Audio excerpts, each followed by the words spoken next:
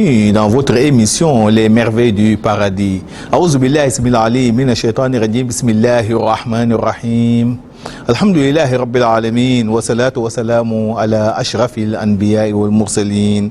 Sayyidina wa nabina Muhammadin wa ala alihi wa sahbihi wa man wala.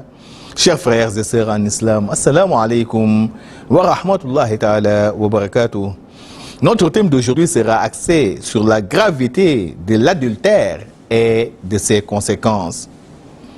L'adultère appelé az-zina est en fait un rapport sexuel illicite, un rapport sexuel fait dans l'illégalité, c'est-à-dire en dehors du mariage.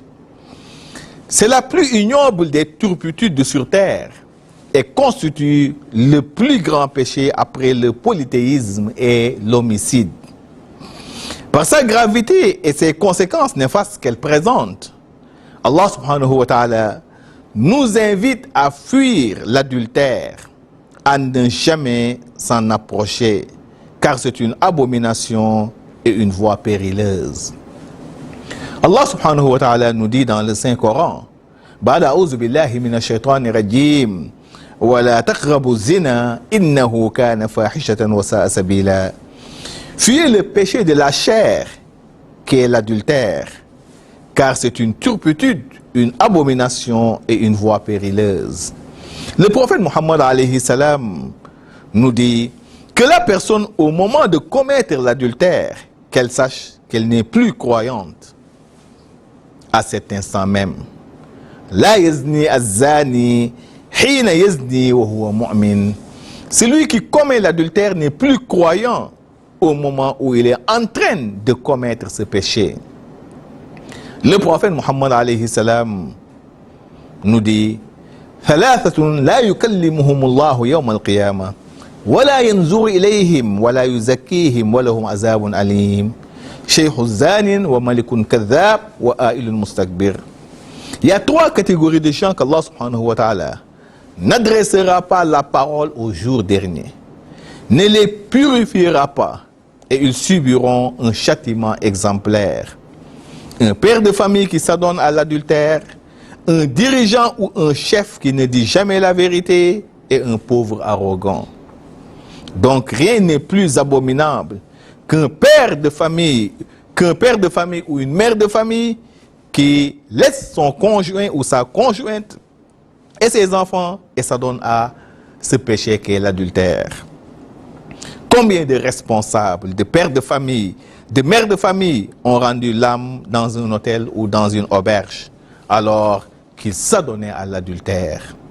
Chers frères et sœurs en islam, sachez que la mort peut nous intervenir à tout instant de notre vie. Et quelqu'un qui rend l'âme au moment où il commet l'adultère, qu'est-ce qu'il va raconter à son Seigneur Allah subhanahu wa ta'ala une fois qu'il le rencontre? Nous devons tous savoir et mettre en tête que nous serons tous ressuscités à la manière dont nous avons rendu l'âme. Le prophète Mohammed alayhi salam nous dit Kullu abdin yub'athu ala ma mata alayhi. Chaque serviteur sera ressuscité dans l'état par lequel il a rendu l'âme. Et il y a de ces états, de ces circonstances et de ces genres de situations que personne ne souhaite y rendre l'âme. Il n'y a pas un péché, chers frères et sœurs en islam, beaucoup plus grave après le polythéisme que l'adultère. Le prophète Mohammed alayhi salam nous dit Ma min dhanbin ba'da shirk billah a'zamu inda Allah ta'ala min nutfatin wada'aha rajulun fi fardin la yahillu lah. Il n'y a pas un péché beaucoup plus abominable au regard d'Allah subhanahu wa ta'ala après le polythéisme que de s'adonner à l'adultère. L'adultère présente des conséquences néfastes ici en ce bas monde et à l'au-delà. Le prophète nous le dit sallallahu alayhi wa sallam Ya ma'ashara al-muslimin itaqu zina fa inna fihi sitta khisal thalathun fi dunya wa thalathun fi al-akhirah fa amma alladhi fi dunya fa zahabu baha'i al-wajh وقصر الأمور ودوام الفقر وأما التي في الآخرة فسخط الله تعالى وسوء الحساب والعذاب بالنار. D'éviter l'adultère, ô les musulmans, car c'est un péché qui présente 6 châtiments. 3 qui vont apparaître en ce bas monde et les 3 autres à l'au-delà. En ce bas monde, l'adultère entraîne la disparition de la splendeur du front, une espérance de vie courte et une pauvreté permanente. Quant à ceux de l'au-delà, elle cause le courroux d'Allah subhanahu wa ta'ala, le mauvais compte et le châtiment, n'est-ce pas, de l'enfer. Pour juste vous dire les dangers qu'il y a sur le fait de s'adonner à ce péché périlleux qu'est l'adultère. Le prophète Mohammed alayhi salam, chers frères en islam, nous avait clairement signifié que si toutefois l'adultère est banalisé dans une société, commis au vu et au su de tout le monde, des maladies graves que nos ancêtres n'ont jamais connues s'abattront, n'est-ce pas, dans cette société. Il nous dit, sallallahu alayhi wa sallam, لم تظهر الفاحشة في قوم قط حتى يعلنوا بها إلا فشى فيهم الأوجاع التي لم تكن في أصلافهم.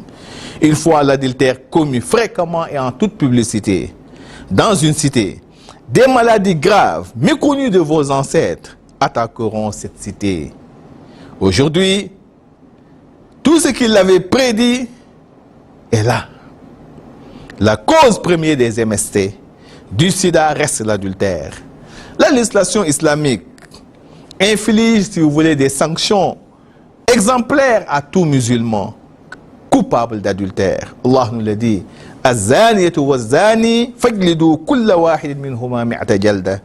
Vous infligerez à la femme et à l'homme coupable d'adultère 100 coups de fouet chacun.